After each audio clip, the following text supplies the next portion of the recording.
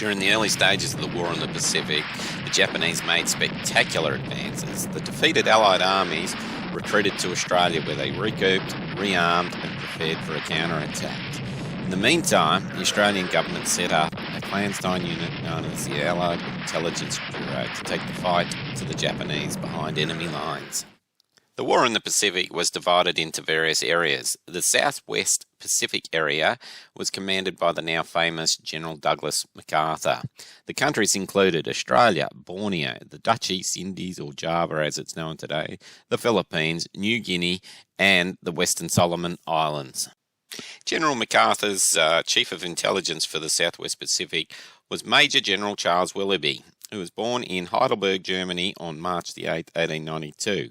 He originally was named Karl Weidenbach. He immigrated to America, where he changed his name to Charles Andrew Willoughby, joined the US Army, and worked his way up the ranks. The Allied Intelligence Bureau was commanded by Colonel Caleb Grafton Roberts, who was born on January 31, 1898 in New South Wales. Served in World War I before returning to civilian life. He was called up for active service again on September 25, 1939. By November, he had transferred to the Australian Army Intelligence Corps. In February 1942, was appointed Director of Military Intelligence with the rank of Colonel before his appointment as Controller of the Allied Intelligence Bureau. The Allied Intelligence Bureau operated under 4 sections. Section A was the Dirty Tricks section. In 1942, the Australian Prime Minister John Curtin approved the setting up of a clandestine unit along the lines of the British Special Operation Executive, or SOE. The SOE Australia was given the cover name Inter-Allied Services Department. 2 British majors from the SOE Far East, or Force 136 as it was known as, Major Grey Edgerton Mott and Major Ambrose Edmund Byron Traps Lomax, both had escaped from Singapore and the Dutch East Indies, or Java as it's known as, before they fell into the Japanese hands. Mott was the senior of the 2 majors. They were originally given a small office at Victoria Barracks in Melbourne and reported directly to the Director of Military Operations. In April 1942, a change of command was given to the SOE Australia after Major Mott pointed out the fact that British SOE reported directly to the Commander-in-Chief, while the Australian version dealt with a variety of government departments but functioned under the War Cabinet. The famous Australian General Thomas Blaney supported this change in command, and in May 1942, SOE Australia had its own HQ located at Airlie House at 260 Domain Road, South Yarra. It's still there today. It's under the control of the Victoria Police, who use it as a leadership development centre.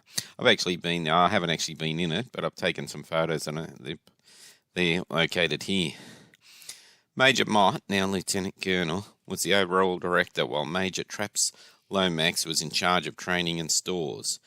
Commando-style training was originally conducted at Forster in Victoria, but due to security reasons and the cold climate, it was switched to Cairns, North Queensland. The exact spot was known as Fairview Farm, originally owned by the grandfather of the famous Australian aviator Charles Kingsford Smith. This became known as Z Experimental Station, or Z Special Unit. Now, there's been a lot of comments about Z Special Force, etc., but there was never, or has been, a Force Z or Z Special Forces. In early 1943, due to differing opinions, General Thomas Blaney dissolved SOE Australia, with Colonel Mott relieved of his command. Special Operations Australia was formed in its place under the code name Services Reconnaissance Department. Section B was an intelligence unit known as Secret Intelligence Australia. It was commanded by a Captain Roy Kendall. He was born in Battersea, London on June the 9th, 1899. At around 12 years of age, he entered the Thames Nautical Training College, a training ground for the Royal Naval Reserve officers, and was on the active list of the reserves in the Royal Navy since 1918, and was called up for service in 1939. In 1942, he was appointed head of the Secret Intelligence Australia. Surprisingly, SIA was a branch of the MI6, with Kendall reporting directly to Winston Churchill. He had no responsibility to share the information with Australian or American intelligence organisations. Now, the unit was set up as a signal intercept and a code breaking for the Asia-Pacific area. Secret Intelligence Australia was headquartered in New Farm, Brisbane, Queensland. It was originally located on the corner of Bowen Terrace and Harcourt Streets. The property was known as Craig Royston. Unfortunately, the property was knocked down and is now the location of an apartment complex. The Story Bridge is within walking distance of the old site. Now, training for this unit was conducted at a property north of Brisbane in the town known as Caboolture. The property was known as Newman House, and it was donated to the Return Services League sometime after World War II, and is now the location of a retirement village. Section C of the Allied Intelligence Bureau, or was known as either the Combined Field Intelligence Section or the Coast Watch Organisation, which was based on the original organisation started in 1919, in which certain civilians in coastal locations reported on suspicious activities along the Australian and Australian mandated coastlines. Coast watching in World War II from 1939 came under the command of the Royal Australian Navy through the Naval Intelligence Division, which was based in Melbourne. Commander Robert Basil Michael Long was the Director of Naval Intelligence, who had been strengthening the Coast Watch's network on the islands north of Australia. Commander Long offered Commander Eric Augustus Felt, a naval officer on the emergency list, the position of Staff Officer Intelligence Division in Port Moresby, who extended the Coast Watch program across Papua New Guinea, the Solomon Islands, and the New Hebrides, or Vanuatu. The Combined Operational Intelligence Centre was moved from Port Moresby, and it was originally located on the top level of 42 Stewart Street, Townsville, before moving to a bunker-like complex inside Castle Hill, Townsville. Most of that at Castle Hill has been filled in, and as you can see by the aerial photography, there's not much remains visible today. The last of the sections of the Allied Intelligence Bureau was known as Section D, or Far Eastern Liaison Office, or the Military Propaganda Section.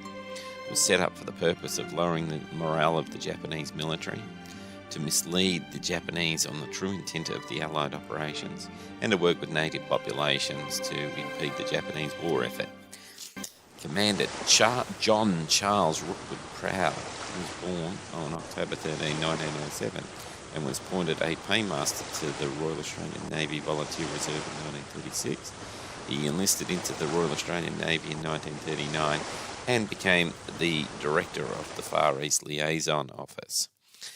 Originally, FELO, or the Far East Liaison Office, operated out of a mansion known as Goodrest. It's still there today. It's located at 120 Toorak Road, South Yarra. The office was relocated to 23 Rupert Street, Windsor, Brisbane, Queensland. The Melbourne office was kept and was used as the dirty trick section of FELO. 23 Rupert Street still exists today. It's a magnificent old mansion. Now, also set up in Queensland, at the Brisbane suburb of Indooroopilly, FELO set up a leaflet propaganda section called Camp Tasman. It was located at a school, and the part of the school was used as a US military hospital. It was under the command of Group Captain Bell of the Royal Australian Air Force, and the exact location is 74 Kate Street in Indooroopilly. Don't forget to check out my other video on Operation JWIC, the raid on Singapore Harbour. That was planned by the Allied Intelligence Bureau as well. I'll be putting up other videos on a regular basis, so thanks for watching. Cheers.